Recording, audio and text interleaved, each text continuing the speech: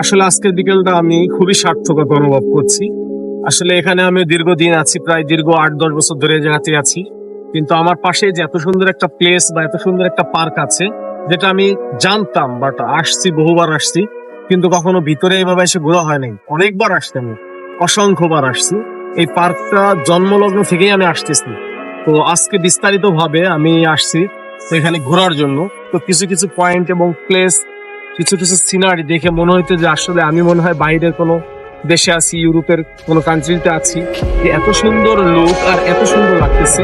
তো আসলে যেমন একটা লুক আমার পিছে আছে, একটা সিনারি, তো আসলে অসাধারণ, দেখার মতো। তো আসলেই আমি কি বলবো আপনাদেরকে, আমি খুবই আনন্দিত এবং আমি প্রকৃতির মাঝে হারিয়ে গেছি নিজেকে। মনে হইতেছে যে আমি প্রকৃতির সাথে বিলুপ্ত করে মিশিয়ে দিই। খুবই ভালো লাগতেছে আমার।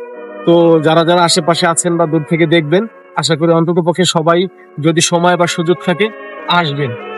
নিজেরা আসবেন, সময় কাটাবেন, টাইম এক্সপেন্ড করবেন, ভালো লাগবে। তো ভালো থাকবেন, আল্লাহ হাফেজ।